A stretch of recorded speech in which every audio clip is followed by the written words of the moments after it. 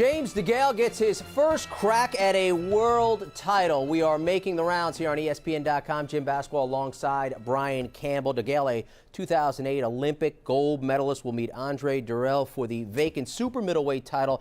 It's on the Premier Boxing Champions card in Boston on NBC. And the native of London joins us now on Making the Rounds. James, we appreciate you taking some time out of your schedule. It's Jim Basquil here in Bristol, Connecticut. You enter this fight on a 10-fight win streak dating back to your lone loss against George Groves in 2011. What does this opportunity mean for you? This means everything, boys. It does. This is what I've been working towards the past 7 years as being a professional. So this means everything. Plus, I can make a bit of history and become the first Olympic gold medalist from Great Britain to win a genuine world title. So this means a lot. This means a lot, and I'm feeling real good. I've had a fantastic camp, and I'm ready to go.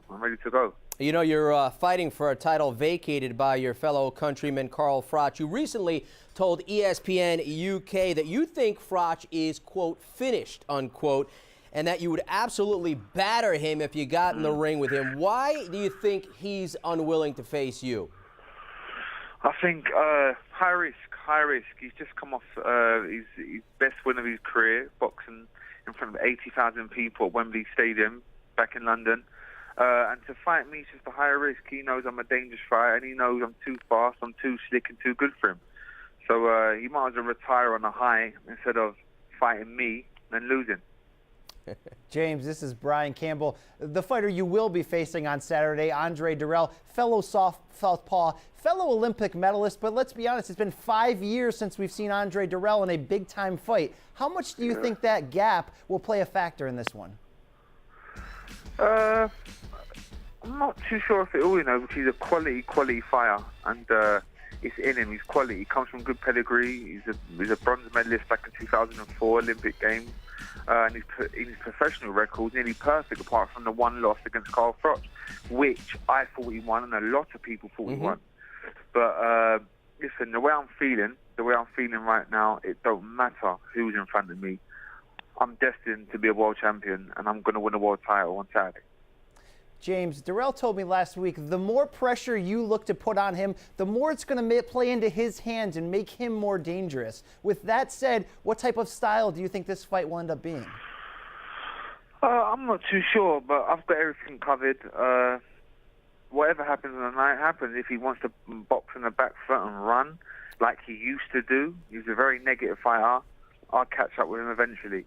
If he wants to stand there and trade with me, that's even better for me. Hey, James, tell me the primary reason that you will be the one raising your hand in victory after 12 rounds of this fight. Because I'm hungry, and as I said before, it's my destiny to become world champion. I was born to fight and be a world champion. So that is the reason why. I trained too hard. I've come too far in my career not to become world champion. That's why. James, appreciate you taking the time out of your schedule, and best of luck in the future. Thank you, boys. That's James DeGale. Confidence not an issue, Brian. That's hey, for sure. No pulling punches when he's talking about your guy Carl Froch, too. You got to love that. What are your impressions overall? Like a hungry fighter, a very skilled fighter, a fighter also, we've seen in his recent fights, can get a guy out of there, of course. If someone's going to pressure him, it's going to be a very interesting fight because of how much both these guys want it. What this opportunity means to these two hungry guys at the peak of their prime. It's going to be a fun fight. DeGale Dirrell, it's from Boston, fighting for a title, and we are making the rounds right here on the boxing page of ESPN.com. For Brian Campbell and James DeGale, I'm Jim Basquil.